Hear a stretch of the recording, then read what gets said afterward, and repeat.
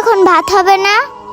হ্যাঁ ভাত আছে, ভাতের সঙ্গে মাছ মাংস ডিম আছে। তোমার কোনটা দিয়ে দিব সেটা বলো।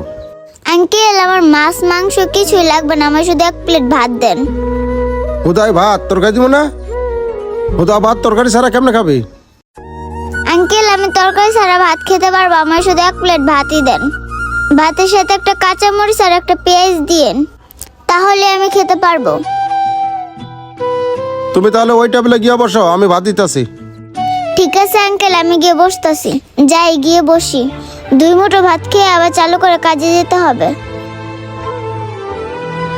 বুঝি না, মেয়েটা প্রতিদিন 10 টাকার শুধু ভাত খায়, সেই ভাত আবার তরকারি ছাড়াই খায়। যাই হোক, মেয়েটা 10 টাকার ভাত চাইছে, আমি গিয়া দিয়ে আসি।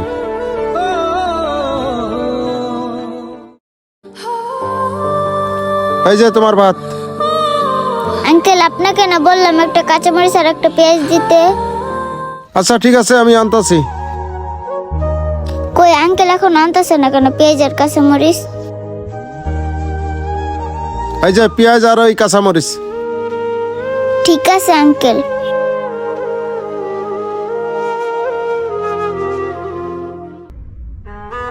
ভাতে একটু পানি ঢেলে নি, তাহলে খেতে সুবিধা হবে। একটু লবণ নিয়ে নি।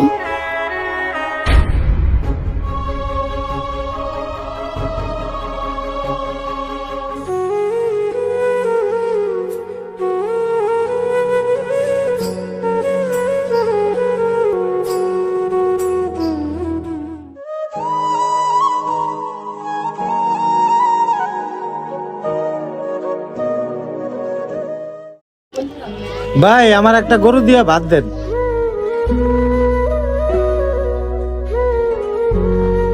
আচ্ছা ঠিক আছে ভাই, দিতে বলতাছি।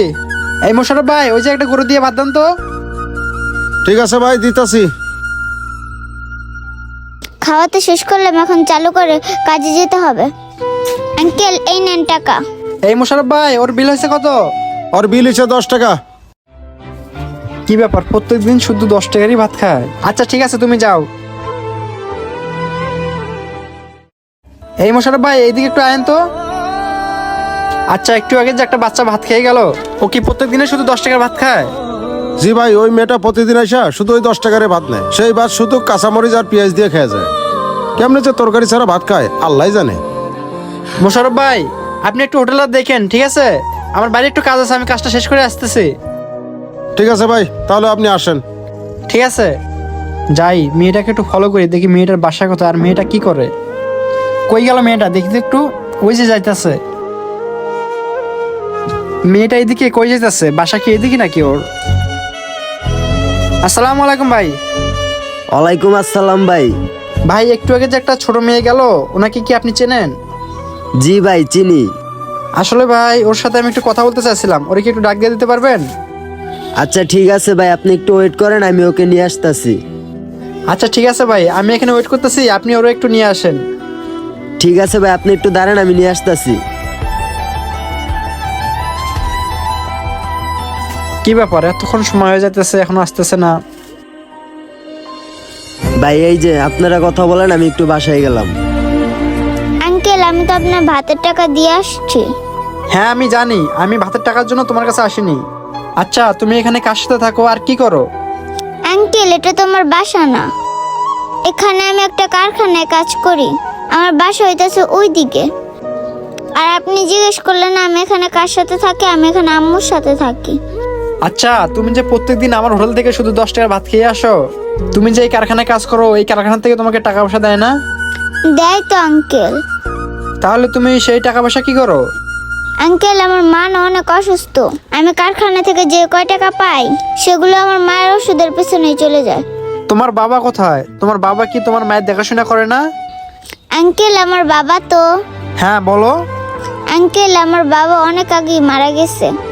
আমি যখন ছোট ছিলাম তখনই নাকি আব্বু মারা গেছে, সেটা আমি আমার মার কাছ থেকে শুনছি।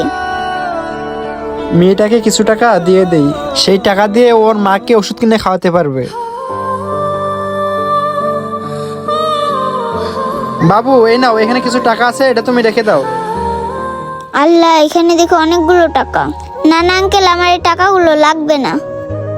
আরে এই তুমি টাকাগুলো রাখো, এই টাকা দিয়ে তোমার মাকে তুমি ওষুধ কিনে খাওয়াতে পারবা।